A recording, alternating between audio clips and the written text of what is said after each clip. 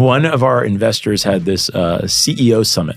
I went and I gave like a fireside chat there. And the person right after me who was going to be talking was Jeff Bezos. And I was like, whoa.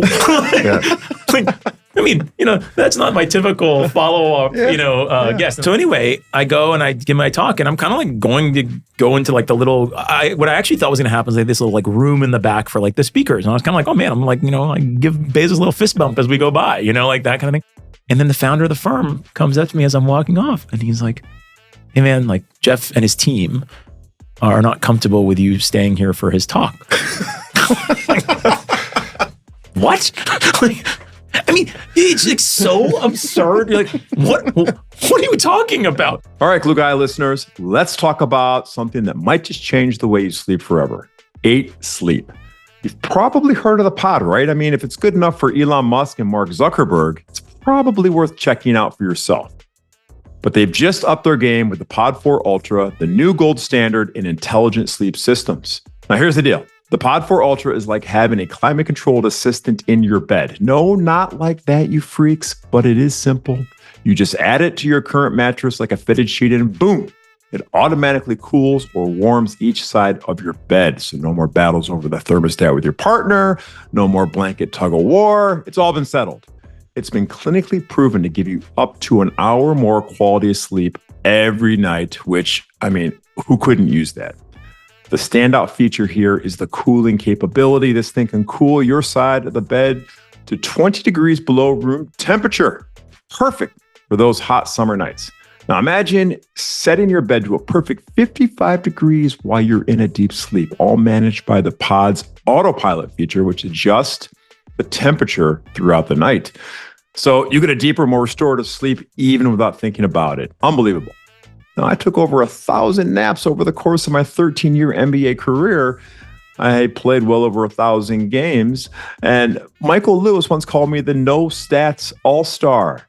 Now, if I had 8 sleep during my career, I would have been the stats all-star. Seriously. Sleep is the new Rolex, it's the new Mercedes, it's the new luxury band. So why wouldn't you want the best sleep money can buy, the best sleep possible? Now, the best part, you can add the Pod 4 Ultra to any bed, whether you're just an athlete trying to optimize recovery or someone looking to improve your quality of life. So right now, you can get $350 off the Pod 4 Ultra at 8sleep.com/Glue Guys. Just use the code Glue Guys. Level up your sleep and thank me later.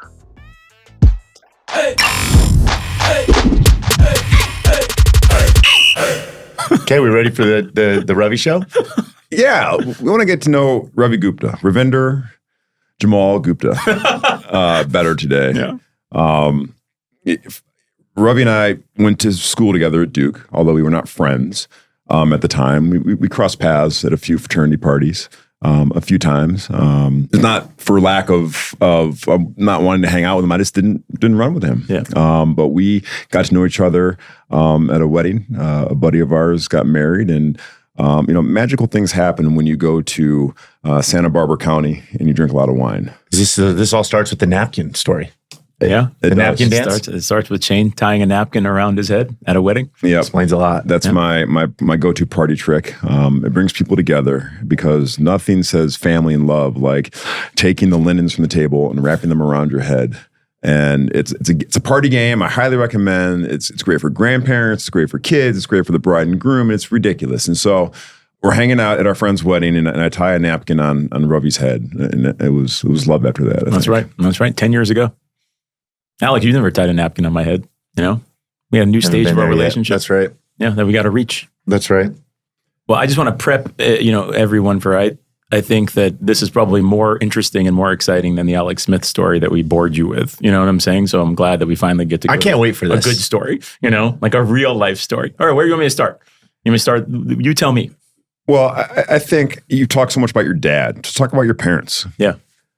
All right. So I'm actually going to go even one further. I'm going to start with my grandfather. Yep. Okay. So my grandfather, born in India, 1922, he and my grandmother had 5 kids. And at 35, my grandfather was like, you know what? I don't want to do this the way we're doing it. And they didn't have like much at all. But you got to remember, like in 1957, they don't really know anything. I mean, you're not like Googling how things are. So at that point, he just hears like America, streets paved in gold, land of opportunity, whatever. So he just like comes, 35 years old, comes. And he comes by himself and he leaves my grandmother and the 5 kids there. And I bring that up only because like, it's like a crazy thing, you know, like coming to a different country, leaving everybody there. And at that point, I guess this was like something that would happen in India where the person would just leave and they would never come back, you know? And so people were telling my dad and his brothers and my aunt and my grandmother, like, this dude's gone. He's never coming back, you know? And so they just like, you know, they thought they were going to see him again, but you don't really know. I mean, that, you know, he's not like FaceTiming with them, you know? Like, and so anyway, he goes by himself 3 years and he's just like in America, 1957, 1960, you know? And strange time to be brown in America. Totally. It's super strange, right? And like my grandfather went to Auburn. So it's like he was like in the South, you know, and he'd already done all of his degrees, all of his work, but he had to redo it because America didn't recognize, like, nah, what are we supposed to look at here to know that you actually did what you said you did, right? There's no like, you know, system that they can rely on. So anyway, he like, you know, goes and redoes his degrees. He's working all the time, whatever. 1960, he comes back and brings back my grandmother and my dad's youngest sister. And he leaves the 4 boys there. So he like just goes back, sees them, brings back my grandmother and the daughter and leaves the other 4 boys there again. So 1960, 1963, my dad and his brothers are just alone in India at like this boarding school. Now, boarding school sounds fancy, like not fancy, like literally just some school that will like allow them to live there, you know? And so 1960, 1963, he's by himself. So my dad at this time was like, how old your dad? How old are the boys? Like approximately? Yeah, I mean, my dad was 8 when my grandfather left and 14 when he came to America. Oh. So 8 to 14. So it's like kind of like the age of like our kids, you know, roughly speaking. Yeah. And like that period, he's gone. My grandfather, like my dad and his brothers are just like there. So then they come, and I'll get to me in a second, but you asked about like my parents, right? Like they come and they come to Harvey, Illinois, right? And again, like it's weird, 1963 to be a bunch of brown people in Harvey, Illinois. And they come and they go to school. And my dad tells this great story of like they were playing baseball in the yard and he's never seen baseball. He doesn't know any of this. So he's holding it like a cricket bat, you know, there. And you can just imagine these guys just getting crushed, I'm sure, by people like making fun of them. They have accents, you know, all this stuff. But they were smart. And my grandfather, to his credit, he went to the principal and was like, these guys are ahead, you know. So my dad graduated high school at 15 years old. And he went to college at 15. And then they ended up in Louisiana. And they went to Louisiana because it was the cheapest public school in the country. LSU at that time was $85 a semester. Wow. Okay. So my dad always says he's like, I got a scholarship to college. I'm like, yeah, dude, but it was $85 a semester. Like, you know, you get what you pay for. Yeah, exactly. And so they all went to, all my dad and his brothers, most of them, they went to LSU. My dad went there. He graduated at 18. My dad graduated from college at 18 years old. He's a bright dude. Anyway, he went to Duke for his PhD and then ultimately came after that, got married to my mom. And then my brother and I came along and, you know, that's there. So like, I'd say the thing I would tell you about them is like, my dad he's smart. He's funny. He's demanding. He has very high expectations. And he's very like willing to tell you the truth, even if it doesn't feel great. But he does it because he thinks that's the way to show his respect. And I've like really taken that from him, I hope. And the other thing about my dad, he's an amazing advice giver. And he is like a vault. If you tell him something, like it is, like people tell him all sorts of shit, you know, but it's never going anywhere. And then my mom is like just full of love. My mom stayed home with us. We were like her world, you know, like, and everything was revolved around us. And to this day, like my mom thinks I do no wrong. Like none whatsoever. Now, I definitely think she liked my brother better growing up. Yeah. So I've like worked hard to like make sure that she likes me now. She don't like when I say that. But then like, you know, one thing about my mom that she's like really worked on is like when my brother and I went to college, my mom was, you know, like in her early 40s when I went to college and she was a stay-at-home mom. And all of a sudden, like both kids are gone in early 40s. Like I got to like figure out a new thing. And so I admire that a lot about her too, that she like did that. So yeah, they were like very devoted parents and very like classic Indian parents in the sense of like very high academic expectations. And, you know, that's probably why they liked your older brother better too, right? For sure. Firstborn son. For sure. Firstborn son, my brother, like, you guys know him. He's handsome. No. He's a doctor. I get it. Like, it makes sense. It's totally understandable. So like, so do your parents ever talk about the civil rights period in America when they first got here. I mean, throughout history, you know the Black experience. Totally. All right, it's very well documented. Totally. I have never heard anyone talk about another type of brown person's experience in the 60s in America. Yeah. Do they talk about that, or is it, you know? So my mom came here after that. My mom came here in like the mid 70s, and my mom's experience was much more like, my mom didn't know how to drive, you know, and she would like wear like a sari, and so like I think that my mom is just like not her style to talk about that. My dad, for sure, like he was like in it, you know, and like I think his experience was actually less about the 60s than it was like when he started working. And when he started working, like he showed me this letter one time that somebody wrote in like to suggest him for a promotion. And like in the letter, which is like supporting my dad, it's like he's not like other foreigners, you know. And this like this is like, you know, like a real letter that is like, you know, whatever. And so I think that the biggest thing, you know, Shane, what it is, like when I was growing up, 99.9% of my parents' friends were Indian. Yeah. So I actually think what really happened was they just like had shared experience with other Indian immigrants. Yeah. And like the way that they dealt with it was they kind of like avoided it other than like, you know what I'm saying? Like the entire circle of like very close friends was just other people who had come. Yeah. And all you needed for like a ticket to be in the group was to have come from India. Yeah. Like, and all of a sudden there was like kinship and, you know, all that. Did you know your grandpa? Yeah. Yeah. My grandfather he passed away during COVID. He was 98. And my grandfather was like an amazing dude, but like not at all like a perfect guy. Like he was, my grandfather, like he I think, let's see, he was obsessed with education. So there's 17 cousins on my dad's side. Okay. I'm the only one without a graduate degree out of all 17. Slacker. Like legit. My grandfather, when I told him, well, we've discussed your structured studies at Duke. Yes. We'll get to that in a minute. Yeah, exactly. You know? Exactly. Hey. But my grandfather, when I told him I wasn't going to go to business school, you know what he told me? And this is not to knock anybody else's profession, but he like pulled me aside, dead serious. Okay, now at the time I'm working at KKR, like this is like a real firm. And I told him, I was like, he's like, you know, your dad tells me you're not going to go to business school. And I was like, you know, they told me I could stay and I'll get promoted without going. And he's like, you know, can I talk to you? I'm like, sure. And he's like, this reminds me of the high school kid who's a plumber and he doesn't go to college because he's making money as a plumber. And he's like, you shouldn't be a plumber. And I'm like, oh gosh.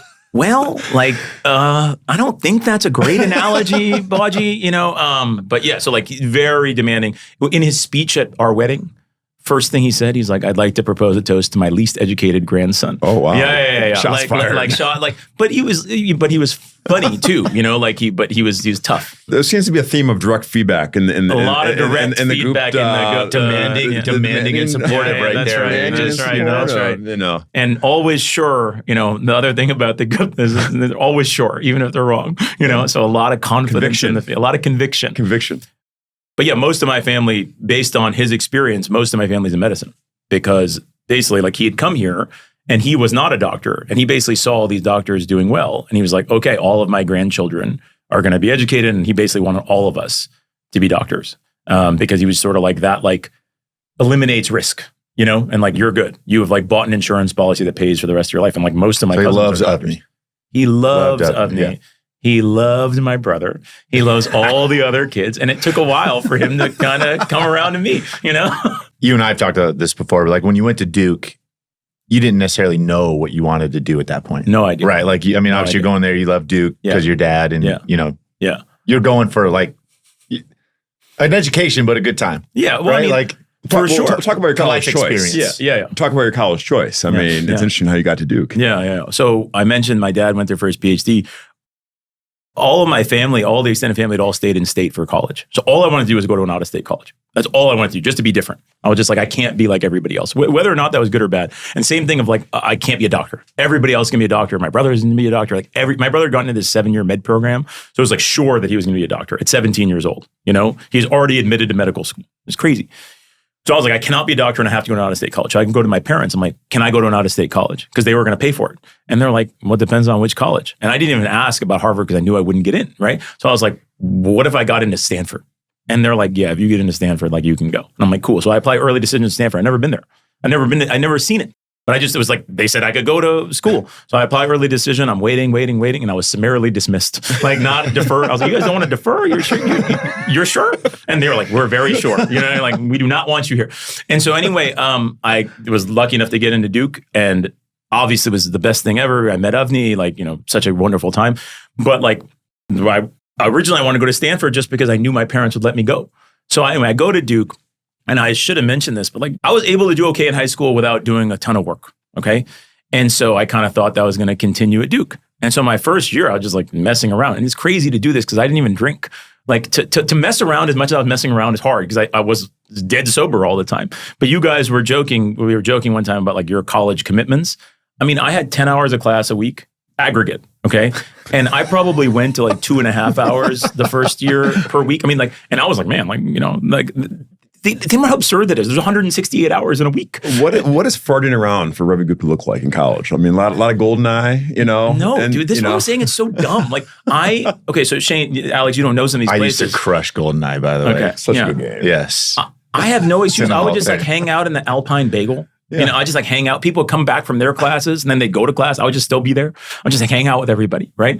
That McDonald's with the comfy couches in the Bryan Center? Yeah. I would just hang there. Those couches, I would just hang there for hours. I'd like read my book. I just hanging. Whenever someone wanted to hang, I was available. And so after the freshman year, I came home and my parents sat me down. And like, I now have like a terrible GPA, but I now have a great GPA. And they're kind of like, look, you have 3 options. Okay. Option 1 is you can go to a college and pay for it yourself. Like, you can come back and go to University of Illinois and go pay for it yourself. Right. Okay. Option 2 is you can live at home and you can transfer to Northwestern and we'll like be on your ass because obviously you're not capable of like doing things on your own. Option 3, you can like pull it together and go back to Duke, but like you got 1 semester to like show us that you're going to take this seriously. And I was like, damn, like, I like Duke. I don't want to come home. I don't want to. Exactly. And I was like, man, maybe if I like just did a little more, like Duke is not like, it's not that crazy. Like, there's grade inflation. There's all sorts of things that you can like, So anyway, so I just like went back and kind of like pulled it together and started doing much better in school. But like, like it was a different college experience than you guys had. Okay. So is that the moment that like kickstarted? No, the moment that kickstarted for me, that was like a little kickstart. The real moment that kickstarted for me was I didn't have an internship after junior year. And I was like looking, and I just like couldn't get one. Okay. And so I went home and I was like, hey dad, like I Googled this thing, like, you know this guy, can you introduce me to this guy? And my dad looked me in the eye, he's like, no, I'm not going to do that. I'm like, why not? And he's like, because I don't know if you're going to take it seriously. I don't know if you're going to go do this. So no, I'm not going to introduce you to this guy. I'm not going to go and like tell somebody that they should talk to you because you're not demonstrating any seriousness. And I remember being like, that was like kick yourself into gear. And like, I was very lucky because like, you have an option to ask your dad to introduce you to somebody or whatever for an internship. But like, that was a real alarming moment of like, even my parents don't believe in me. Like, I've like messed around. I like done this in a way where even my dad is like, I'm not doing this. And I was like, listen, if you introduce me to this guy, like I will work. And like, I kind of like begged, and then he did it. And that summer, I like balled out. I like really worked. What was the internship? It was at a consulting firm in Chicago called ZS Associates. And I was working all the fucking time. I would stay there at night. I would like just work. I would just work because I was like, I cannot let these guys down. And I was embarrassed. I mean, I'd gotten there through a connection. So I was like, at the end of this, I have to be like the best one that they've ever seen. And I'm never, honestly, I didn't even thought about this, but I was kind of like, I'm never relying on somebody else needing to do something for me again. Like, because it's such a terrible feeling. You walk in, everyone's like, you kind of know that everyone's like, oh, this guy's a shithead, effectively, right? And so I was like, I'm never, ever going back there. I'm never going to be the one who's like reliant on something like that. And so that was what kickstarted for me. And talk about Dr. Rajan. All right. So we always talk about the experiences that shape us before we turn 18. Yeah. Right. And so you had Mr. Perfect, literally, as a brother. So you're farting around. Yes. All right. You almost found out. Yeah. We call the sign. We call it farting around, find out. Yeah, farting around and find out. Exactly. Almost found out. So you almost found out. Yeah. And so, you always talk about Mr. Perfect, and Raj he's an unbelievable guy. Good looking, unbelievable family, beautiful girls, I know. super successful. We got it. Much better golf game than you. I know. We got it. We go down the list. Let's talk about growing up in the shadow of Mr. Perfect. My brother's 3 years older than me. His perfection extends to, he was even really nice. He didn't even bully me. He didn't beat me up. Like that's the thing that's so crazy is like, it made me even madder because he was so nice to me. Yeah. Like he was such a good big brother too. You know what I'm saying? Like you couldn't even be mad. Yeah. If that makes any sense, right? Yeah. Like, but he was, so like my brother, he was studious. He was fun,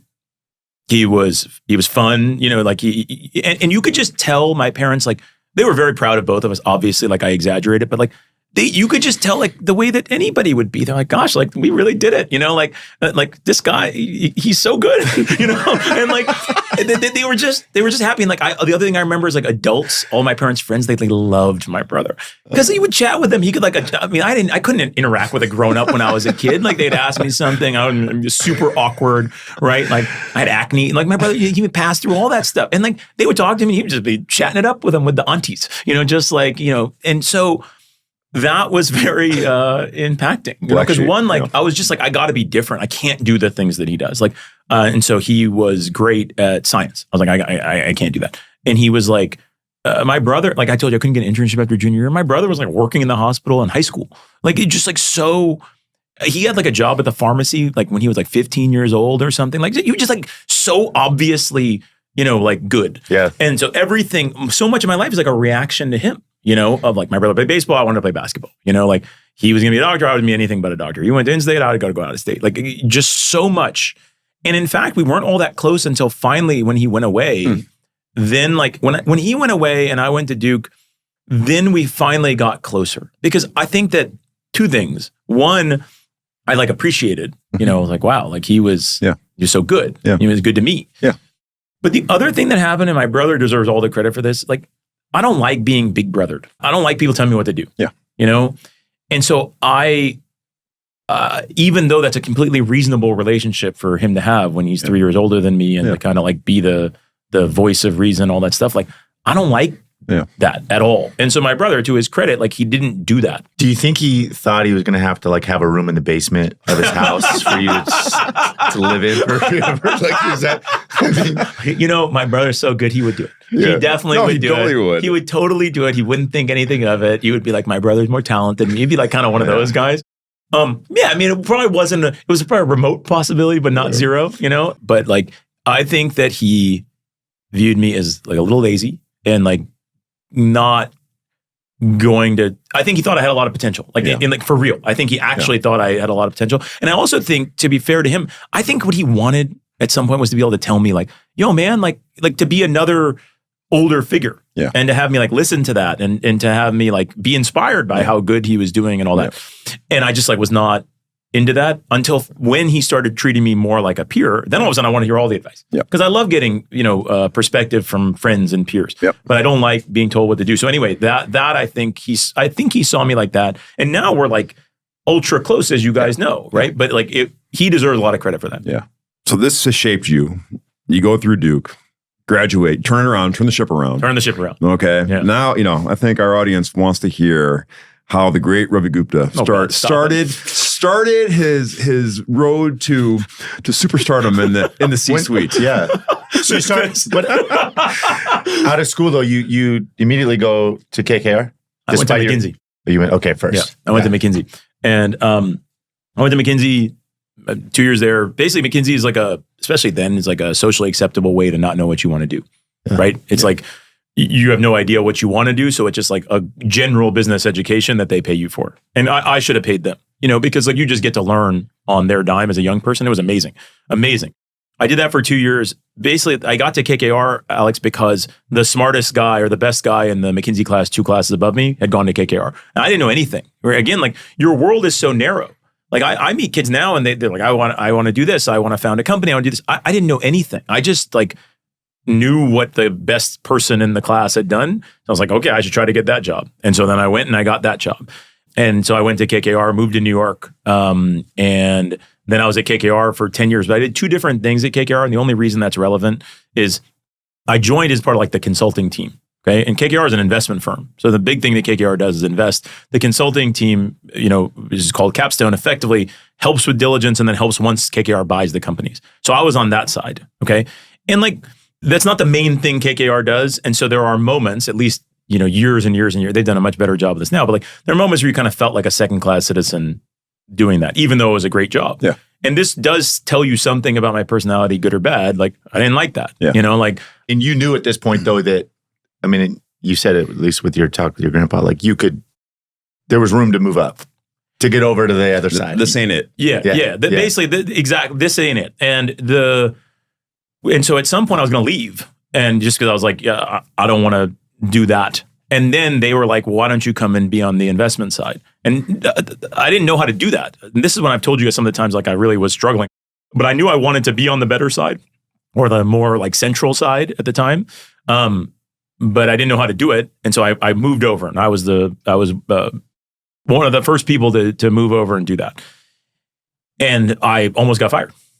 That's like an interesting part of this thing, because I had gone over and I was like somewhat like senior on the consulting side. And then I thought I should be senior on the investing side, but I had no idea what I was doing. So this is the time I told you guys I was like crying at my desk and sitting there, and just like, what am I going to do? 11 o'clock open model, Alex is laughing at me, but it's true, and like just sitting there and you're just like, oh my God, I don't know what to do, and you just had to like, I remember one of my bosses kind of like sat me down and was like, you got to kind of eat some shit, like you got to go all the way back. And so I had to act like the junior most person on the investing side. All these things are tiny things in retrospect, but at the time it feels like such a big deal. All of a sudden your peer group is 5 years younger, right? You had gone from being somewhat good to like just not knowing anything. You're asking all these questions to people that, you supposedly have more experience than. My title was higher than theirs, but I was like worse than them at the job. So it's a very humbling. Who was that manager? So it's a guy named Raj Agarwal, who like had, I owe him a lot for this, of kind of like sitting me down. And I still remember he called and he was just kind of like, this is not going to work the way you're doing it. This is not going to happen. And thank goodness he did that, because otherwise you can continue, you lie to yourself. I mean, I was definitely lying to myself on like, oh, I got it. It's fine. And like, it's such a different scale, Alex, than what you were talking about for like yours, but it was the same thing of like pretending like it was okay, when in fact it wasn't. Yeah. And like, to his credit, he kind of told me like, it's not. And at that point you kind of either have to go back to the other side, or you have to like learn how to do this one. And, I tried to learn how to do this one. The good news is you're used to being sat down. I've taken nothing away. You've been sat down a few times. I sense a theme. You're not afraid to be sat down. That's right. And funny enough, Raj, my dad's name is Raj. So so is my brother. So when people named Raj tend to sit me down. I want to hear about 2 lions that influenced you: Henry Kravis, George Roberts. Yeah. I mean, 2 of the OGs of OGs. Yeah. Right. And the best. And the best. So I'm sure they also sat you down. Oh yeah. At some point and imparted some wisdom. So tell us about your relationship with those 2 gentlemen. And so Henry Kravis, George Roberts are the founders of KKR, the founders of private equity, basically, right? And they're just incredible, right? So when I went to KKR, it was only 250 people. It was very small. And so everybody got to like spend time with them, and like, what a treat, what a treat to like spend time with them. And actually, you guys both know them, and like, from what I understand, right? Like the New York office is Henry's, right? Yeah. And the Bay Area office is George's, and they have kind of a little different vibe, right? Oh yeah. I mean, at the time, New York, all suit and tie. Okay. Like, it's like you're in a museum when you're in there, like crazy, like old art. It's like very ornate, incredible view of Central Park. I mean, there was like a wait staff, like a full-time wait staff in the office, where like if you press a button, people would come and like bring you, like, I'm talking like literally food on a silver platter. Okay. That's what New York was like. Like, it is the craziest experience ever. And like, it's funny because like I wasn't a partner when I was in New York. And so the partners had like the real setup. You still had an amazing setup if you weren't, but you try to like be in their offices around lunchtime so that they could like press a button and be like, "Do you want something?" Like, "Yeah, I do." I'll have the filet. But Henry was always very good to me. And honestly, I'm not really sure why. Like, I don't really know what made him take a liking to me or not, but he always had time for me, which is crazy, right? Because like, I mean, I was a nobody. Like, and still a nobody, but like particularly a nobody. Like, I had just gotten there. But if I ever was like, "Can I come see you?" He'd be like, "Yeah." He would have lunch with me, he would talk to me. And if you were curious, that was like, he was just like so ready to spend time, you know? And that is like such a cool trait. You know, Henry Kravis on top of the world, like multi-billionaire, everyone wants his time. But if you were like sincerely curious, he was like willing to hang. And so I'd say what Henry taught me in that time is like, looking back, he taught me to be gracious to young people. He like really seeks out young people, you know? You and I talked about this for George, like they both do that.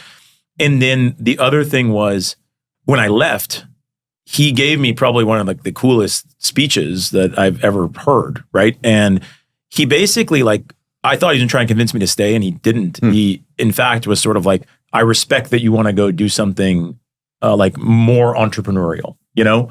And what he said was, he was like, "Look, like you're going to have these moments where you want to come back because it's going to be hard." And he's like, "Just remember, your job is not to like do the easy thing. Your job is to like get on the boat and get the boat to the other side." And this is like before I left, you know? Wow. And I remember like, whoa. And then the other thing he said, which is crazy, is like all of us are working to get to a career that's 100th of Henry's, right? And in his office, and Henry's office, I mean, Henry's office is comically big. Like, it is huge. It's a huge office, okay? And it has like the most sprawling view of Central Park you've ever seen in your life. Like, it's insane. He's got like pictures of him with presidents everywhere. Like, it's just crazy. So like, it's like such like a, you're never going to get here office, okay? And at that point though, he says to me, he's like, "Hey, as I'm walking, I said, 'How old are you?' And at the time I was 33. I said, 'I'm 33. And he like put his head back and he goes, "Oh, I would do anything to be 33. And you just think about it, and it's like such like a life lesson of like this guy who has the business career, I mean, the most Hall of Fame business career like you could imagine. Yeah. And all he's saying is like, "Man, it'd be cool to be younger again." And he would just like do it again. And what an amazing, that was like very affecting. You know, I'm not, chills right now when I'm talking about it. George is different. George is amazing too, but George is more like, you got to work for it a little bit more with George, you know? And so George was always like the one who made a lot of the investment decisions at KKR, like kind of like final say, you know? And you think about like the size of that firm and like how much he was doing, it's crazy. Yeah.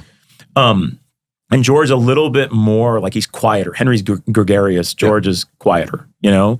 And if you ask a dumb question, he doesn't quite let you know about it, but you kind of know that he's like, well, what are we talking about? You know?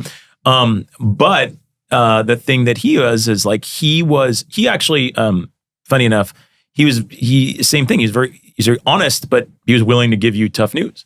Like he actually didn't think Instacart was a good business. So he's sort of like, "Yeah, like I get it that you want to go do this, but like, I don't think that's a very good business." And you know what? He was right. At the time, it was not a good business. And like it turned into a great business, and it is an amazing business now. But it was a little bit like, look, if you're going to do it, why do it there? Yeah. And like, you know, again, like I didn't want to hear that then, but I learned like that's a hard thing to tell somebody who's like already decided they're leaving, whatever. But he was like, that's the way he shows that he cares. He like actually will tell you. But the thing that I pair that with is when I left, and I asked him like 6-9 months later if I could come back and talk to him about it. He was like, "Yeah, of course. Just come on back." And then he like gave me advice. Wow. And even though he didn't think that it was a good business at the time and any of that. And like, how cool is that? How long had you been curious about going and, jumping over to the startup side? Totally. A long time. Not just startups, but like, I always thought I wanted to help run a company, you know? Like ever since I got to McKinsey. On that note, did you go initially as CFO? I don't even know. Yeah. Or both titles? No, just CFO. Okay. And did one of those like? Oh yeah, I'll tell you guys now. Like, yeah, this was funny. The relevance here is we lived in New York for 9 of the 10 years I was at KKR. Okay. And we moved when Avni finished her fellowship. We actually moved to California mainly because she got her like physician job, she still has, in California, and KKR had offices in New York and California. And we're like, let's go like settle there. So we moved not for Instacart, we moved like for Avni's job, and then like I was still at KKR. And basically you get to California and tech is just like so central, right? Like, in New York, finance is really central. In California, tech is so central. And again, like on like some things that are not great, like I noticed that like I had a job that was like not interesting relative to like the community, and like, look, man, this is real. Like, this is true. Yeah. You're a banker. Yeah, exactly. You're one of those. And I'm like, okay, like, and I'm sure I was overthinking that because, like, it's so dumb when you say things for like a cocktail party because I'm like, I don't think I've been to a cocktail party in years. You know what I'm saying? Like, so dumb. But I think the good part of it was like, I think I just was sort of like, man, like, I don't think I'll like living in Silicon Valley and not seeing what tech is like. Like it was so central. It was 2015. So it's funny. So at KKR, you all have lunch together, okay, every day. So in George's office in Menlo. So we're having lunch, and one of the senior Capstone guys had come to lunch. And as he's walking out, he's like, oh, I got this call from Instacart. And I was like, what do you mean? Now, I knew Instacart because we used it as a customer. Uh-huh. He's like, oh, a recruiter called me to interview for their CFO position. And at this point, I'm like, I should be happy for the guy because it's like cool. And I'm just pissed. I'm like, man, nobody called me. Like, and like, I'm not getting any calls. Like, like people have these stories, like recruiters call me all the time. Like, I had no recruiters calling, like none. It's like my phone number was not in the directory, like nobody. And I'm kind of like, what is going on? Where like, he's getting a call for like a C-level title and I'm not getting calls for anything, Some of us don't get the D1 offers, all the D1 offers. That's right. Shane doesn't understand because he was the fourth highest rated seventh grader. Is that right? I went in through the front door. Some of us are, Yeah, exactly. So anyway, so I followed this guy back to his office, Derek. And I'm like, yo, man, like, are you going to take it? And he's like, I don't even know if I'm going to get it. I'm like, no. But if you get it, are you going to take it? And he's like, you know what? I don't think so. There's too much risk. And I was like, okay, cool. Can you tell them to call me? And he's like, do you want to take it? And I'm like, I just know I want them to want me. I don't know if I want to take it, but I want them to want me. Cool. So he's like, I'll call the recruiter. So anyway, 1 day goes by, 2 days go by, 3 days go by, no call from the recruiter. So I called Derek again. I'm like, hey man, did you tell the recruiter? He's like, yeah, I did. He's like, they're actually not going to call you. I'm like, why not? Like, what? They called you? Why would they not call me? Like, what could possibly, we have like such similar backgrounds. He's like, I was kind of like the weird candidate. He's like, and like, because I'm not going to do it, the search is not going that great. Like, they're not going to send another weird candidate. And I'm like, because I have no experience. Remember, like, I'm like, I was just going to ask, is this a job? Like, at this point, do you know you could go crush this job? Or I would say one thing you talked about, you talked about like being sat down. I think I had some like Vernon Maxwell irrational confidence of like, yeah I could do this. Now it's funny, like literally the job description, Alex, I hadn't seen it, but if you looked at it, like, I don't think I had met any of the criteria. It was like, 10 years of operating experience, probably wanted a graduate degree, probably CFO experience, maybe having taken a company public. I've never worked at a company. I've never worked anywhere. You know what I'm saying? This is an insane hire. This is an insane hire. You know this. I agree. Okay. I agree. So this is why, but I'm pissed that they're not calling me. That like tells you something, And so I go and so he's like, they're not going to call you. So I go and look up this recruiter's name. Okay. And I don't have any mutual connections with him on LinkedIn. I look up his boss, the guy whose name's on the door. I have one mutual connection with him, okay? So I call that guy. And I'm like, yo, can you call this recruiter and tell him I'm smart? And he's like, why? I'm like, because he's doing this search and they won't call me. And he's like, do you want to do it? I'm like, no, but I want them to want me, okay? So he calls his recruiter. Great, the boss. Boss meets me at the Sharon Heights Starbucks, okay? Cool. Sits down with me and he's like, I'm not going to put you in front of this job. I'm like, what is going on? And he's like, look, people never leave these jobs. Like they never leave the private. They all think they want to go work somewhere, but they never leave. So he doesn't put me in touch. I'm like, man, I have no path. So I go look up Instacart's investors. Mind you, I have no idea. There's no other company, just one company. Okay. I look up all of Instacart's investors and I'm not like in the tech world. I don't know anybody, but I know one guy at one firm in New York. Okay. So I email this guy, hey man, I'm gonna be in New York next week. You want to get coffee? And he's like, I was no plans to be in New York. He's like, yeah, why don't we get together on Wednesday? I'm like, cool, book my travel. I go see him, okay?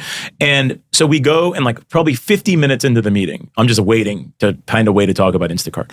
Finally, he's like, when are you finally gonna leave KKR? This is some dude I just had met in New York. And I was like, when are you gonna get me a job on one of these portfolio companies of yours? And he's like, oh, huh. And he's like, he brings up one company and he's like, not Instacart. And I'm like, I don't know. And then I'm like, I heard Instacart's looking for a CFO. And he like long pause. He's like, oh, actually, he's like, yeah, huh. And like, then he goes, why don't I put you in touch with the recruiter? And I'm like, I don't know if that's going to work. And so then I had to like, am I going to come clean? Am I not? And I was kind of like, well, I met with him and, and then at this point, it's like a big moment because it's like, does he throw it away or not? And to his credit on this insane hire, this guy who was an investor in the company, he's like, what if I email the founder directly? I'm like, I think that might work. And what he emailed the founder, which is so lucky for me, was, hey, I've been trying to recruit Ravi for a long time. I don't think you'll be able to get him, but you should talk to him. Which, by the way, that is so nice to me, right? Like I've been begging to get an interview at this place, and now I get positioned as like somebody who's hard to get. All of a sudden, meeting with the founder 2 days later, a couple weeks go by, I get the offer, right, as CFO. And it was same kind of thing of like, Alex, to your point, I'm like, did you know you could do it? Any of that? Like, I was bold. I mean, when he was talking to me, he's like, do you want to do this? I'm like, well, I don't want to be like a bean counter. Like I want to help you like run this thing. And so if you're looking for somebody to like be a strategic partner, like I'm interested. If you're looking for someone to like take you public and count the beans, like I'm not, I don't even know how to do that. Like, I told him, I was like, if you're looking for someone to like close the books, like, I don't know how to do that. I'm like, I literally don't even quite know what that means to close the books. Like, cause and so, and my wife, it's so funny. And there's kind of two style of CFOs, right? Like, for sure. You're one or the other. Yeah, exactly. Right? And so I was trying to position myself more as like a business partner CFO rather than like, keep score CFO. Yeah. So anyway, he ended up giving me the offer and I took it and I joined as CFO in September of 2015. And that is like a fun journey and all that stuff. But like, it was crazy to even get there. And things aren't going great when you join the team, right? Like real quick, where do you think this, like where did the spark come from for this? Like this determination, right? Like that's what I like. Yeah. You're at this great job, right? KKR, private equity, things are going smoothly. You moved over to the A team on the investing side. And you're cruising along. Like you talked about, I mean, it's a great place to work. Totally. Like it's awesome. Tons of people would kill for that job. Totally. And yet something, right? Like sparked this. Yeah. You move out to, you kind of talked about like, but what do you think that thing was where you freaking you booked a ticket to New York to have coffee, to hunt this job down for a company that you didn't even know if you really wanted, but like something here pissed you off. Yes. Right? Like we talk about edge all the time. Yes. Like where did that, where do you think this, like where did it start? Yeah. So, when I was growing up, my dad used to talk like positively about people that ran companies. So I just think those words were something that like there was respect from the person I respected the most for that. So I think that was always in my head of like that would be something that'd be cool. I think the thing that pissed me off, Alex, was like I knew people at companies. You asked like where the confidence come from, and I was kind of like I can do that, But then there was no opportunity coming, zero, and I think that did piss me off, and then. I'm in retrospect, I'm happy. I'm like, let me go do something about it rather than kind of like just being mad. But also like people lie about the way these things work. Like I thought that you just like sit at your desk and then like Sundar Pichai calls you and he's like, hey, maybe you want to run like a big part of Google. Like that's the way everybody tells their stories. You always talk about people like, do what you love, follow your passion. People are always like, oh yeah, no, I wasn't thinking about it. And then, totally. Satya Nadella called me and was like, why don't you be the president of Microsoft? And it's like, well, I don't know anything about technology. It's like, no, that's not how it works at all. But I think what pissed me off was just that like I wasn't getting any of these opportunities and I thought I could do it. I still think to this day, job descriptions are the dumbest things in the world. They have nothing to do with what actually matters in the job, right? And so they just like fill out this boilerplate language. So I truly was just like, I don't accept that is actually like the requirements for this job. But I think that, like that's what pissed me off. And then the other thing is, Avni, to her extreme credit, like when I got the offer, I mean, it was a 90% pay cut. It was like that's a big deal, and I was like, oh man, I don't know if I can do that, And Avni was like, listen, like, I think you're a crazy person for wanting to go do this job. Like, to be clear, like, I don't understand why you would want to do it because you have this good thing. We have this thing. She's like, but I do think you want it. And I do think that you're going to regret if you don't do it. So I think you got to do it. Like, and so just like the separation, for that and like the kind of, gosh, you're lucky. I sat down again. You got sat. She sat you down. Yeah. But I think that the try to live without regret, that was a big part. And then another thing that was a big deal was I think people massively overestimate risk. Realistically, if the Instacart thing didn't work out, probably not gonna like go live in a box. Like there's probably some job I could go do. So like when I was like evaluating like what is the cost of leaving, the cost of leaving is leaving KKR. It's an amazing job, all that stuff. But it's probably not that you can't like recreate any job. You know what I'm saying? And so I think that that was something that I realized later, but I do think people dramatically overestimate, risk. Do you think your time at KKR dealing with a bunch of companies that you guys had like obviously invested and taken, over or whatever, and being around these operators, did that give you the confidence that like because even for me to go operate a private company like you were doing, there's this magic to it. There's only so many people in the world that have done it and can do it, right? And it's like this exclusive kind of behind the curtains thing. Did that give you a glimpse of like, no, I can freaking go do this? Like, I think had you been around enough operators at that point? For sure, but I think it also came. So there's one in particular, this guy named David Campbell, who I really looked up to, who led one of the companies KKR had invested in, and he had become a mentor, and I really liked how he did it, and so I saw that for sure that helped. Also, you talked about like cultural stuff. Like I actually think part of the reason my dad wasn't able to do that was some stuff that was out of his control, and so I do think part of it was also like. I thought it would make my dad proud, of like, hey, we're doing it. I thought he would love when I called him, hey, what should I do about this? And it was true. My dad loves when I call him about business stuff. But I also think that it was like partly something I think he always thought he'd be good at, And so I wanted to do it for me, but it was like a really nice ancillary benefit was I thought that like. Did it for him. Yeah, I could do it with him. And like this is a ridiculous story. But I always got goosebumps in like there was this 30 for 30 where Jordan rides the bus, like that when he went and played baseball. Yeah.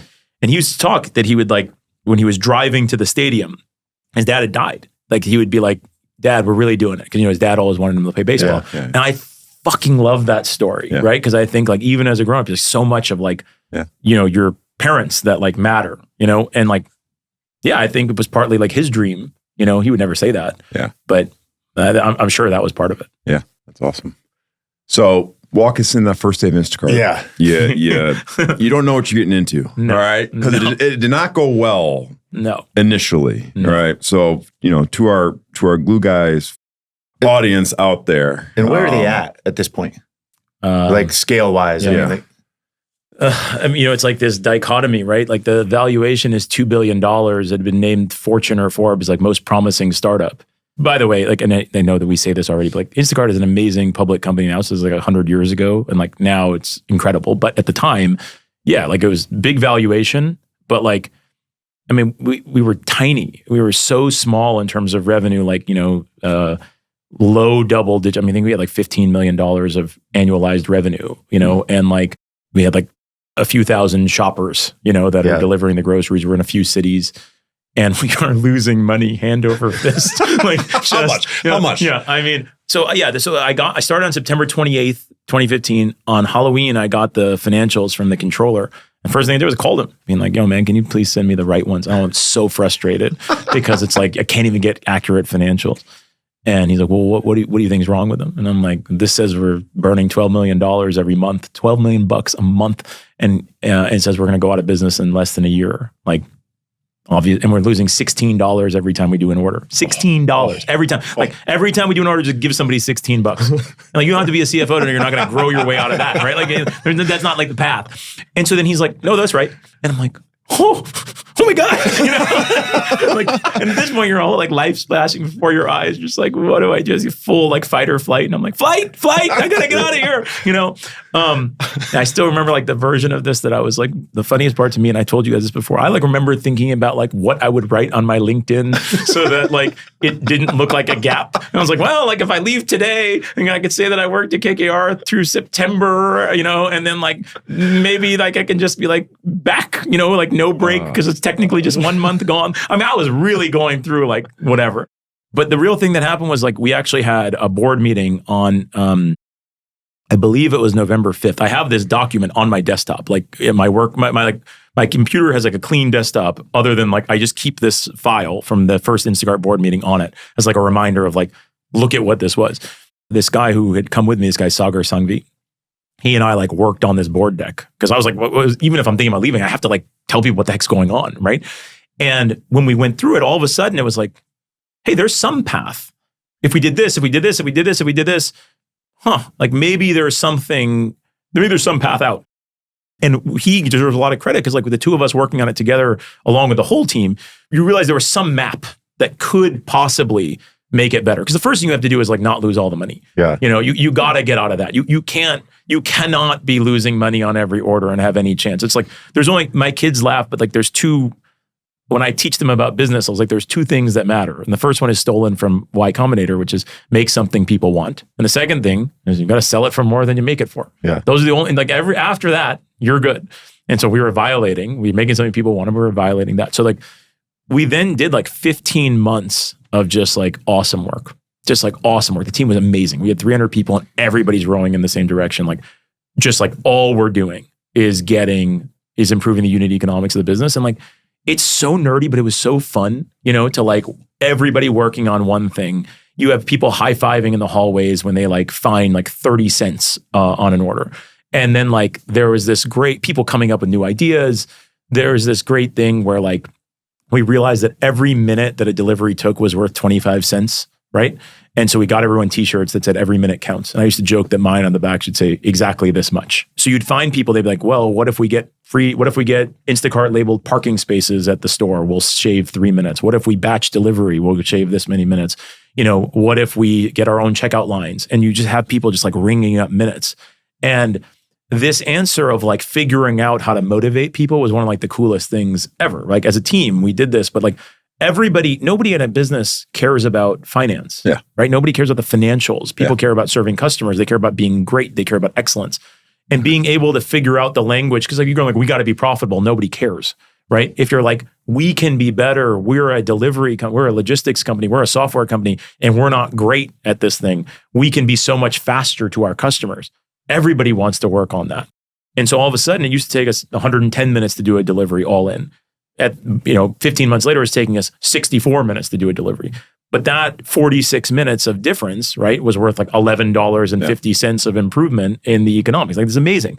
And so that period of time was just like so fun. And it taught me like so much about, that's the closest that I think you can feel in a business environment. Like a startup is the closest you can feel to a sports team. Because you can have shared purpose, you can all be doing the same thing. You only get paid if it all works, that kind of thing. But you're not just like counting the beans at this point. No, right? You're like in that's, it. like, So then 9 months later, I got named COO as well. So I was our COO and CFO, which was like very proud. I felt like, to your point, Alex, most promotions, and people get this wrong, most promotions you're already doing the other job. It's a recognition of what's already happening. Job description out the window. Exactly. Yeah. Exactly. And so when I was named COO and CFO, that was really cool. I was very proud because I felt like it was like, this is what I wanted to do. I wanted to help run the company. So what changed? All right. You're losing $16 an order. Yeah. Okay. And all of a sudden what's the message to your people to allow them to innovate and be part of the solution? Yeah. Like what changed? Yeah. Was it communication? Was it the t-shirts? Like what was the things that you did? Yeah. It was focus, which was that like, instead of working on 10 things, we're working on one thing. Yeah. It was like life or death for the sake of the company of like, we have to fix this. But there was like optimism of like, the race is worth running. If we fix this, like what we would tell people, which I believed, which is like, it's so hard to make something that anybody ever wants to use. A consumer product that people want to use is insane. Yeah. Like I remember when I was thinking about Instacart, Avni said, I wouldn't move unless Instacart delivered to the new house. Like literally, that's how much she loved this product. Yeah. And like, it gave us more time at home with our family. Like just like people loved it. Yeah. And so I would tell people, and the whole leadership team would tell people like, you've done the thing that's impossible, which is make something that means something to people. Yeah. How many things would you like care about and love? You know what I'm saying? People measure NPS, but I'm talking like the real love. Yeah. It's like, you've done that. Yeah. If we just make it a real business, you have no idea where this thing can go, right? It can be so impactful to people. You can give back people so much time with their families. You can do so much, but we just got to turn it into a business and nothing else matters other than that. Yeah. So the first thing was just like focus. And then the second thing, Shane, I'm so happy you asked about like what gave people the space to innovate. You have to ask the right question as a leader, right? You don't give them the answer. Here's what you need to go do A, Y, and Z. It's like, okay, look, you're not allowed to raise the prices to the customer. You're not allowed to raise the price to the retailer, right? And you're not allowed to pay the shoppers less. Those are the three constraints. Yeah. And now we have to make a lot more money on every order. How are we going to do that? Figure it out. Well, that is a very hard job, right? But then people come up with amazing ideas. I still remember somebody coming up to me being like, hey, I know you said we couldn't charge more. And I was like, right, that's a constraint. And they're like, but I noticed that we're not charging sales tax properly. We're not accurate in what we charge. We undercharge sales tax. Does that count as charging customers more? I'm like, no.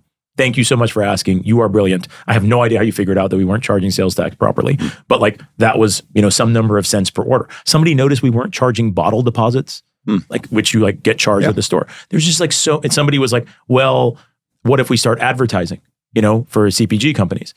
Like basically like if you search for Pepsi, maybe Coke would want to buy an ad, I was like, that is such an amazing idea. And there's like, so the people, when asked the right question, they show you these things that you're just like, oh my God, and then the same thing when we had said, how can you take minutes out of delivery?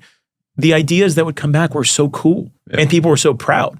So the thing that changed, Shane, was focus and then metrics, like real clarity around like, how are we doing? And people loved it. Like every week, okay, we did this. This is how we got here. This is how we got here. And like it's like one of the proudest things ever for me that like, it's not about the unit economics. It was like turning something that was a product into a business, and like that group, they did it. And it was so hard, but it was like so earned, after that. And then just when you think you're like out of it, you're like, okay, cool, we did that. Great. Now we just get to like roll.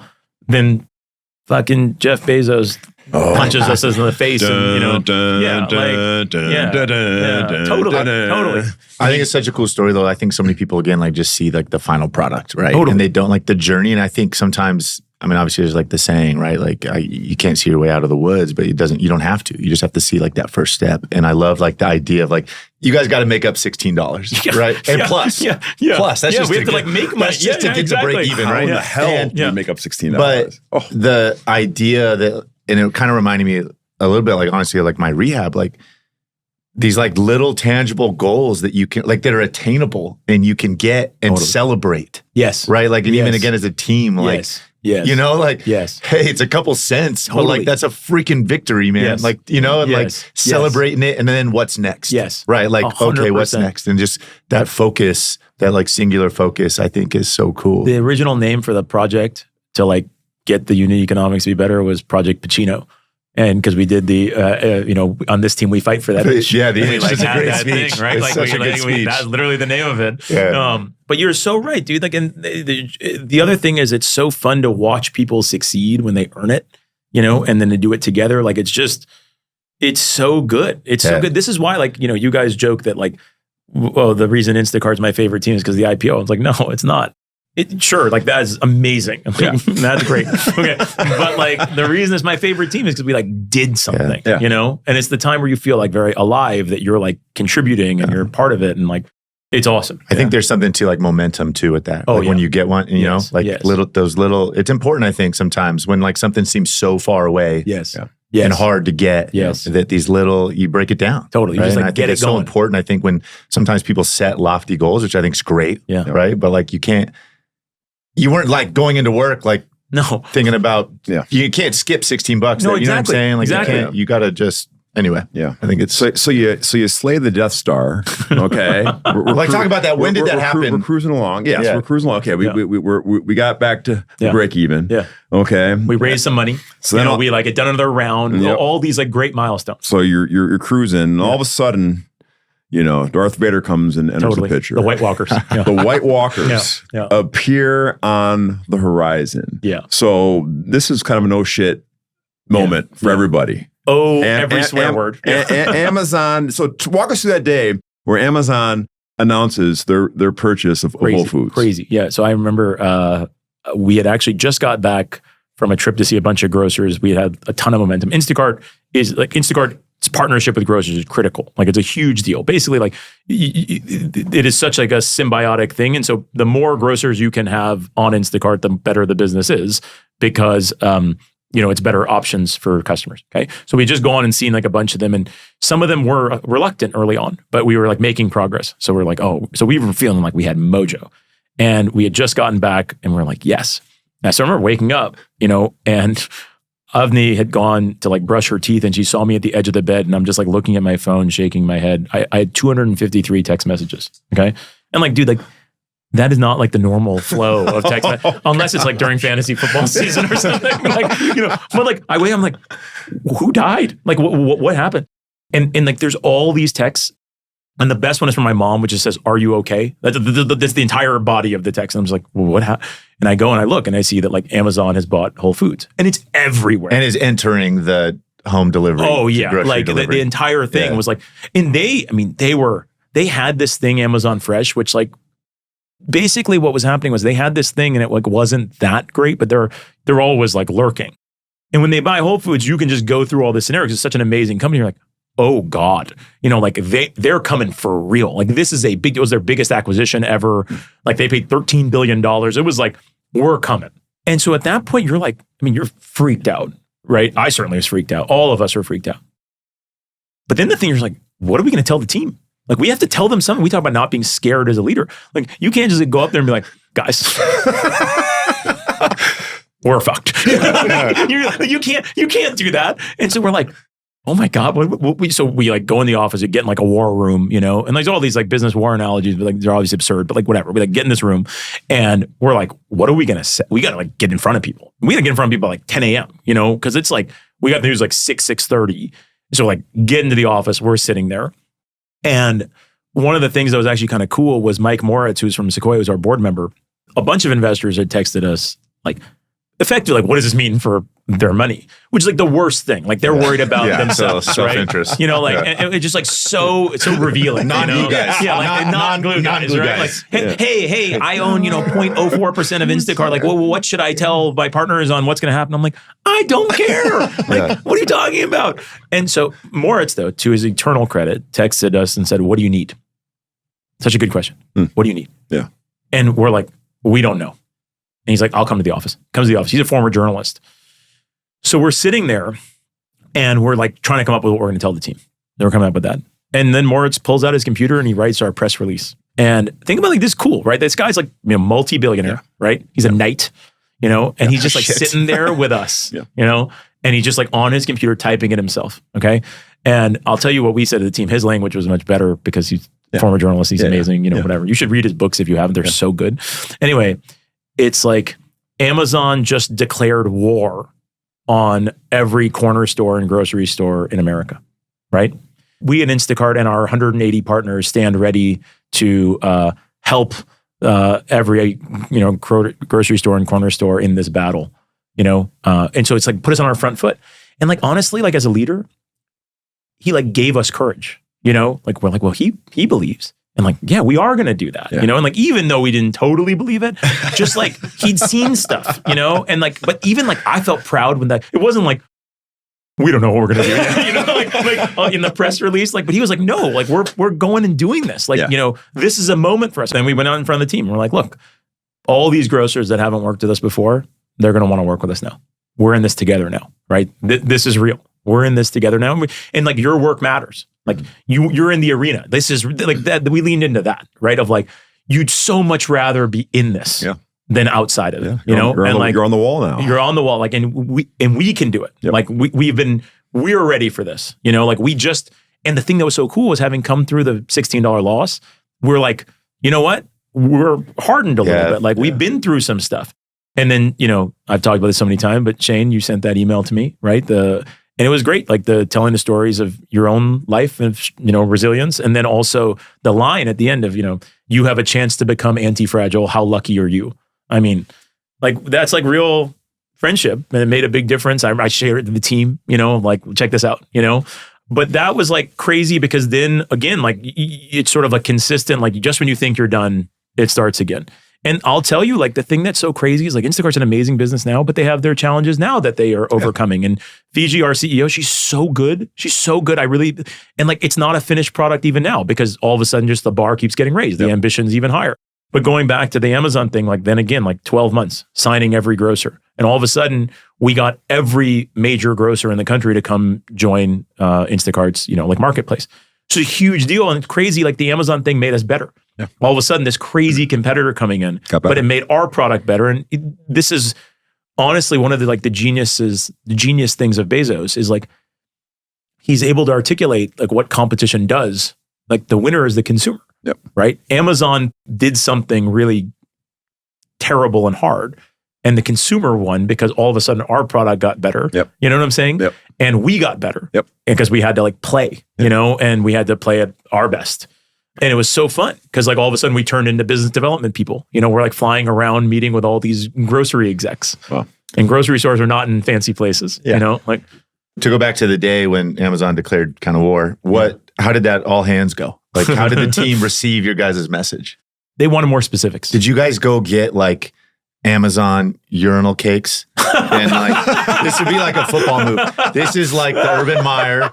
So, you know, Utah's rivals, BYU. And he got this from his days at Ohio State when, I think Woody Hayes, like, you didn't mention Michigan. You didn't say it. And so he brought it to us. It was just the team down south. So he didn't even say it. And we had Cougar urinal cakes. That is Cougar. Like, I mean, it was like everywhere. I can't wait for the next board meeting I'm in with any company. I'm be like, hey, where are we at on urinal cakes with our competitors? Yeah. So no, we did not. I wish we had thought of that. You know, it's funny, Alex, the first thing, all we tried to do the first day was like give them the words that they could tell their parents. You think about it, right? Because like what really happens in that moment is like everybody who loves them is like, you need to get out of here, right? You don't want to be part of that. Yeah. So the first thing that first all hands was just like, it's going to be fine. Here's the things that are going to happen. And so much of like, there's a path for optimism, right? But I would tell you like mostly the feedback we got afterwards, like, this is great. Like, what's the plan, right? And so the next week we sat and just like came up with it. And this is where our Invest Like the Best, I talked about Michelle Swanicoal as this incredible teammate that I had.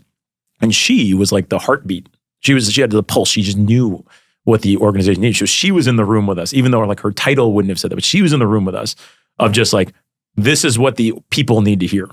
You're not being specific enough. What are they going to do here? When are we going to report on this? What does success look like? You know, like, and that was so cool, so valuable. And you need that. Like I used to have Michelle interview every person that I ever interviewed, even if she had nothing to do with the position, just because like, is this going to work? You know, but like that kind of thing, Alex, like the first all hands, I would say like it did the job of like, we're going to be okay. But people afterwards were like, what do I do tomorrow as a result of this? And that's what we had to give them was like a much more detailed plan. And you know this, like we talk about coaches all the time. Like the rah-rah only goes so far, right? Like you got to demonstrate competence. You have to have the plan, you know? Yeah. And honestly, Shane, I never heard this, but the Van Gundy thing of like, you know, don't fail the plan, let the plan fail you. A lot of that second all hands was that. Yeah. Hey, listen, don't worry about the things we told you were important yesterday. This is important now. And if you do this, we're going to be good. Right? Like, and so everybody's work, one of the big things that happens in a startup is you got to be ready to change on a dime. Yeah.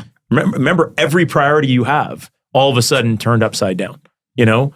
And one thing I think Instacart is very good at is it is a resilient company. And I feel real pride in that. You know, like I feel real pride that like today, whatever happens, you get punched in the face. Like Instacart has history of like, we can figure this out. Part of it's because they're nimble. Please tell us your Jeff Bezos story. Like, so, you know, Bezos comes around the corner, huffing and puffing. All right. You stand up to the bully. And this is when you really, really knew that you were doing something. That we got on his radar. Yes. Yeah. One of our investors had this CEO summit where they had all their CEOs come and they asked us to come talk. Honestly, I bet you they asked our founder, Porfa, and he probably said no. And then I went as like the backup, I'm sure. But whatever, I went and I gave like a fireside chat there. And so when I was going, I still remember like, you know, I actually have the picture of the agenda. I like found it in my phone. I had like the picture of the agenda. But I still remember looking through it like, oh, I wonder like, you know, where I am in the stack or whatever. And the person right after me who was going to be talking was Jeff Bezos. And I was like, whoa. Like, I mean, you know, that's not my typical follow-up, guest. And I remember first being like, man, I'm happy I'm not right after him. Like, can you imagine these CEOs being like, oh, you have like this clown after Bezos? Like everyone would go to the bathroom. Like nobody, like, right? Like no. So I'm like, at least I'm before. I'll probably get a lot of people sticking around because like, I got to give them a good seat for Bezos. And it's like a small venue. So I was actually like, whoa, like that's cool. Yeah. And I remember, like I told you, as I was like taking pictures of the agenda, sending a picture to my parents, you know, like, Yeah, I bet you Jeff is sending this picture to his, family as well. Like, can't wait to hear what Ravi has to say, And so I'm like, okay. So I go and I did a good job, because I was like, I got to perform. Like, I didn't know even where he was, but like, look, Jeff Bezos is like a business titan, right? And like, even if you're competing against him in one part of this business, like, Amazon's an amazing company, right? Yeah. Like, $1 trillion company. I think it's like their system is like the modern day railroad, like what they've built. Like, it's a really remarkable thing, I don't think they're as good at groceries as, we are, but they were really amazing. So anyway, I go and I give my talk, and I'm kind of like going to go into like the little, what I actually thought was going to happen is like this little like room in the back for like the speakers. And I was kind of like, oh man, I'm like, I give Bezos a little fist bump as we go by, like that kind of thing. And then the founder of the firm comes up to me as I'm walking off, and he's like, hey man, like Jeff and his team are not comfortable with you staying here for his talk. What? I mean, it's like so absurd. You're like, what are you talking about? Like, there's no way. Like, and I was just kind of like, I remember processing, like, is he like, it's like too absurd to even be a joke. Like AWS is already rolling at this point. Yeah. This company, Amazon's already valued it. For sure. Yeah. I mean, I bet you, this is 2017, 2018. Like, I don't know, Amazon's probably worth like hundreds of billions of dollars, And so I just kind of looked at him like very puzzled. He's like, no, I'm really sorry. I'm like, so he basically, like, you have to leave. Like, you have to get, you like, remember, like, I had to like leave the premises. Like, it's not like I just have to like leave the room. I have to like go. I'm like kicked out. And so I'm like, okay, and then I told you, is it like, I kind of like slink out like with my shoulders slumped. But then there's this incredible realization. And again, I take pride in this looking back of like, kind of like going from bad to good or go to like to hope. When I was like, man, the team, I can't wait to tell the team of like, you guys have like shown up on this company's radar. Like Amazon is famously like, they're like, we are customer obsessed and competitor aware. Like we don't care about the competitors. We care about our customers. And I'm like, it doesn't seem like that in this case, and like, I'm sure there was a nuance. There's probably some like legal reason that this was different, but I don't care about the details. What I care about there is like, I'm going to go and tell the team, like, look what you did. Yeah. Look what you did. And so we were like, let's go have an all hands. And I remember like how proud people were, right? And we're like, look at this. Like, look at what our company is able to do, Yeah. And it was like one of the craziest, things. And of course, like, it's so funny, like that moment means nothing to anyone at Amazon, but it meant a lot to us, and it's something that I like take with me now of like this ridiculous, thing of like, okay, we showed up and the team it was so cool. That's awesome. To like sit there with everyone while they got to hear that. And like, again, like one of the coolest things as a leader is when you get to see the team feel earned success. Mm-hmm. Like, I mean, come on, nothing better than that. Yep. Jump forward when do you jump to Sequoia? How does that come about? Yeah. And at what point in the stage, like how long you'd been at Instacart, where were they at that point when you decided, obviously it's in a good space, my job, I left Instacart basically right before COVID, like basically end of the year 2019. And it was in a good spot. It was in a good spot. But it was interesting. I loved my job at Instacart. I loved it. I still like miss it in many ways, But what happened was we started talking about like going public at some point. This is all before COVID, and obviously but so there was discussions about when we were going to go. And I was kind of like, if I am part of this company when it goes public, I need to be willing to commit to the date that we go public, as well as for a few years afterwards. Yeah, right. Like, and I was kind of like, man, I'm like signing up for another 4 or 5 years. Like if we go public in 2 years and I stay for 2 or 3, like that's a long thing. And like, I wasn't sure if I would want to do it for another 4 or 5 years. I knew I wanted to do it for another year, 2 years. And like 4 or 5 felt like I just wasn't sure. So it was actually very hard because it was one of those where like, I wanted to potentially keep going, but it felt like kind of last stop to get off the train, for 5 years. And I just kept on thinking like 5 years, like, man, like, basically, that's like now, like 5 years ago, right?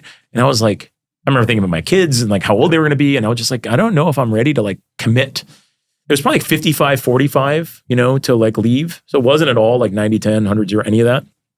But I don't know, at some point it's greater than 50, like you gotta go. So I told Instacart I was like gonna leave. And they actually put me in touch with Moritz, with Sequoia, as like to try and convince me to stay, because like whatever, like he's a board member. And so I talked to him for like an hour and a half, and I just kind of like, look, I made up my mind at the end. And then effectively what happened after that was some version of like, okay, well, if you've made up your mind, then why don't you consider coming here? And so I joked that I either had the longest interview process in history with Sequoia or the shortest interview process, because I've like known them for 4 or 5 years. Yeah. But then the interview process to actually come and work there was just a few days. And so I went there and I like left Instacart on a Friday and joined Sequoia on a Monday. And that is a story of its own. But so I got there 5 years ago, and like it was it's been amazing now, but like pretty tough at certain points too. Well, we've talked about this before. Just going through the same thing that you had to go through at Duke. Totally. Right? Totally. And humbling yourself. Yes. And asking the questions. And the same thing that went on at McKinsey. Yes. And at KKR. Yes. Hey, I'm this dude. No, I'm not this dude. No, I'm nobody. You're doing a totally different job. I need to be sat down and reassess where I am. Right. For sure. I mean, I went, and there was an example in a good way of somebody who'd come as a former operator and like done a great job, which is Carl Eschenbach, who, CEO of Workday. Carl's truly like one of the all-time great people, truly like just as good as it gets. And so I fancied myself like wrongly as like, okay, I'll come in and be able to do what Carl did. I will have operated at a high level, and I will come in and effectively like be able to, walk into a role that I can be productive. But like it was egotistical to put myself in the same category as Carl. Carl had operated for 30 years. He's probably the best go-to-market exec in the Valley, right? And I mean, I think he is. And like he's like the CEO candidate for like every big company. Like he was a better operating career than I had, and more relevant to the companies because I was like general manager. You know what I'm saying? And he's like, I know exactly how to like turn your sales force into like a winning team and how to basically sell your product. I mean, like how incredible is that? So the first thing was just like being wrong on like the comp, like who you are trying to be like. So, I'm trying to know your game. I'm trying to be an imitation of Carl. Yeah. And I'm not as good as Carl in his stuff. Right. And then, so I walked in again, ego, I started at 38. So 38 years old, I have 3 kids. The kids I'm like, their dad. I just come from a place like when you work in a company, your schedule is like an executive schedule is like presidential. Meetings don't start till you get there. Your calendar's full. All of a sudden, my calendar's dead empty, and I'm trying to act like I'm senior, and nobody at Sequoia cares what I have to say. and I mean that with like affection, but like you're kind of like ready for people to be like, what do you think? And I'm like, nobody's asking.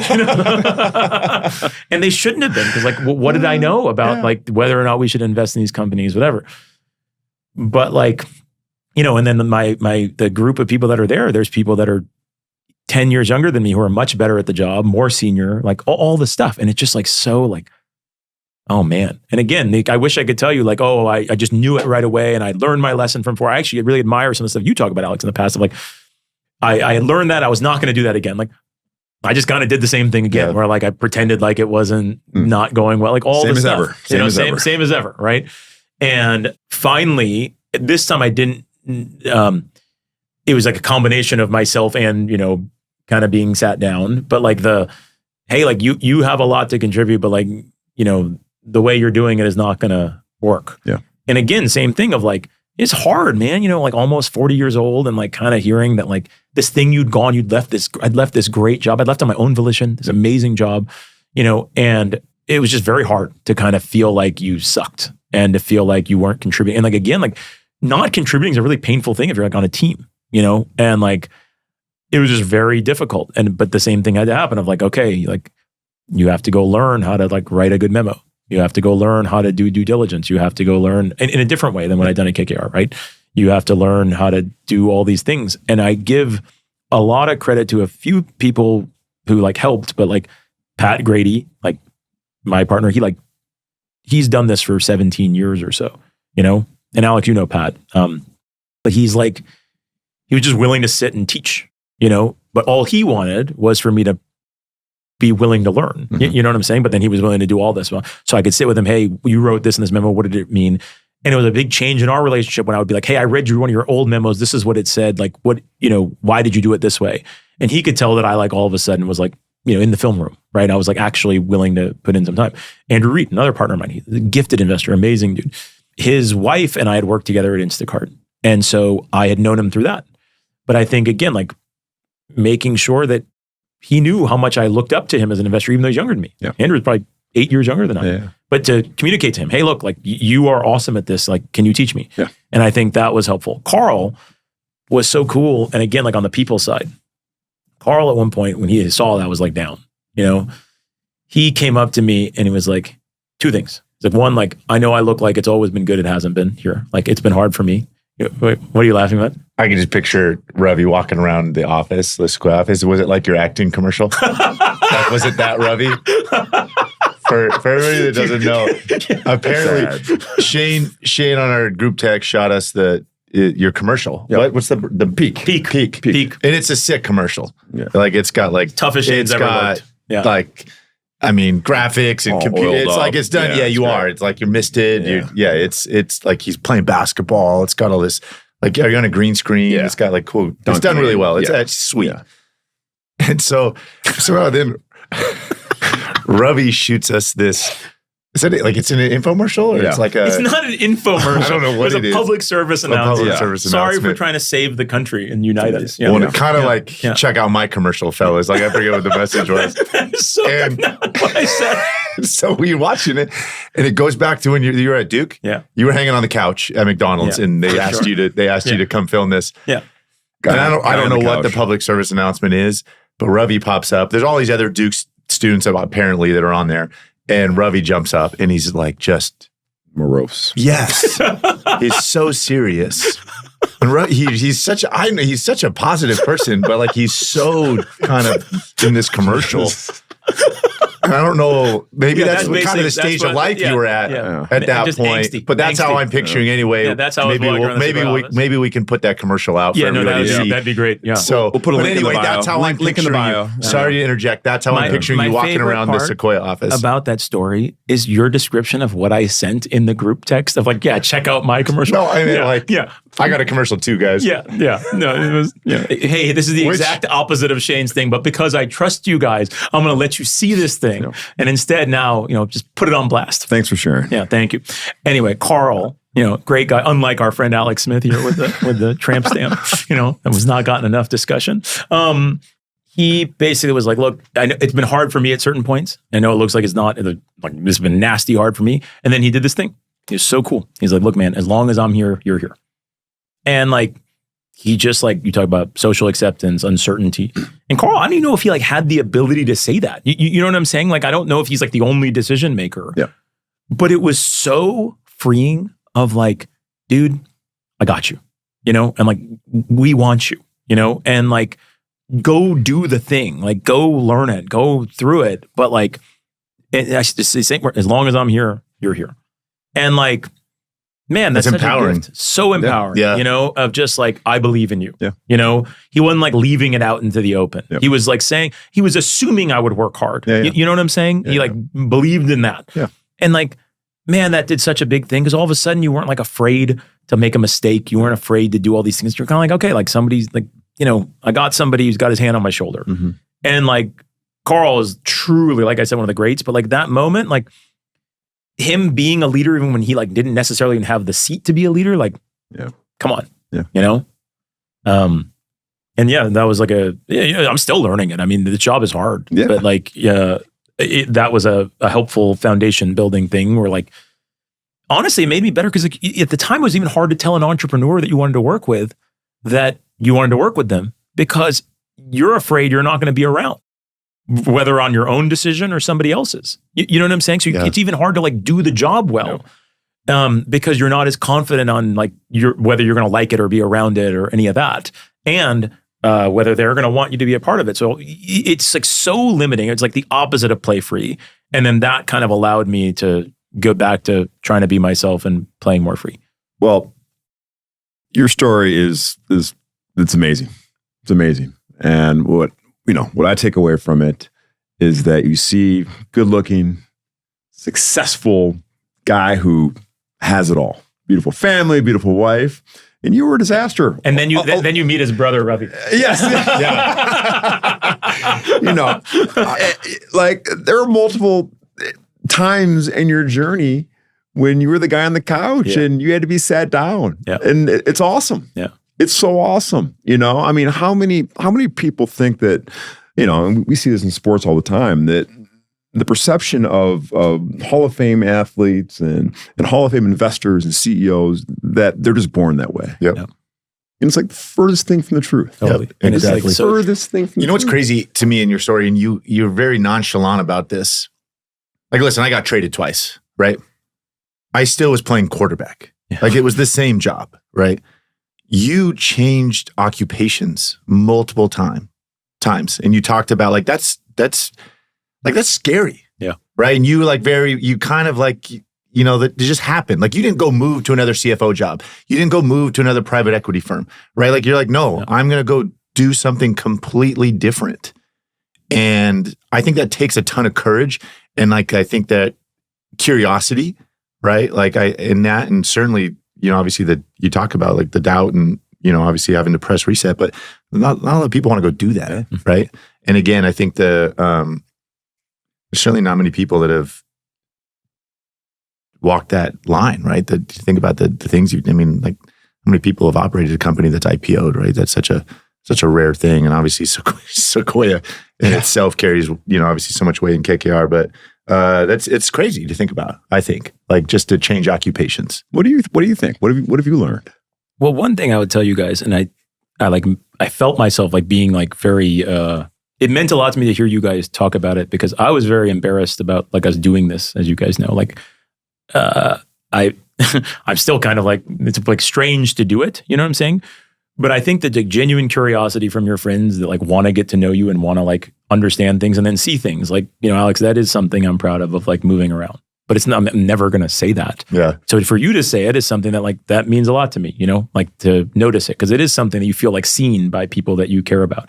Same thing for you, Shane, of like, yeah, like there's like bumps and ups and downs. Like I hope that my kids know that, like all the time of like, that's just part of it. Yep. But I think that like what I feel honestly, man, throughout this is I feel like extreme when I hear it, cause I haven't talked about it like this. You talk about being sat down, like that's just people who love you, who are like doing that's like, you should be very grateful. There's like all these people at different moments who have like taken an interest and loved me enough to tell me the truth, and I'm like, man, like how cool is that? Like, that's like real, that's like such good luck. And then the other thing is it makes me wonder, like, what are the other things that are going to go wrong and, and then come out of, but one of the things I think we all like about each other and I like admire about you guys is this like resilience. And I hope Avni the other day said that she thought all of us were resilient people. And like that's the big thing I hope that comes out from this is like, we can all do that and then impart that in our kids and the people that we love, I'm still just like the guy that was sitting on the McDonald's couch. Okay. 10 years on the 10 couch. years at the like biggest private equity firm in the planet. Yep. And he's like, I'm going to try my hand at startup.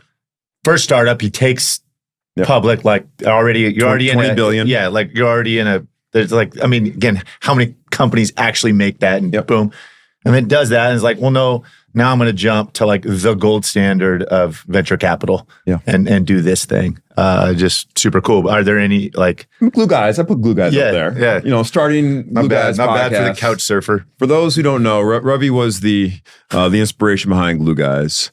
After much pestering, I guess. Persistence. Sorry, better word. So let's add that to the resume. Well, as you guys know, like that, now we get to add co-founders and co-hosts of Glue Guys podcast, right? It's a big deal. Yep. But dude, the same thing. Just if especially as guys, you have to make up an excuse to spend time together. Yep. When would we have done this if we didn't have this? There's no chance. Would you ever like, hey, can you please like start at the beginning and tell me your story? Like, are you kidding? But like, I can't wait for yours. I loved hearing yours. And so to me, it's like successful on its own just because like we sit and we do this. And like, I didn't want to do this, but I'm happy that you guys have now heard it. You know, like it makes me feel good that you guys cared and were so interested and so curious. Like, yeah. So, but yeah, Glue Guys, I think, is the peak of any of the accomplishments hopefully any of us have had. Yep. And we know we can sit them down too. Damn right. Yeah. Yeah, that feels right.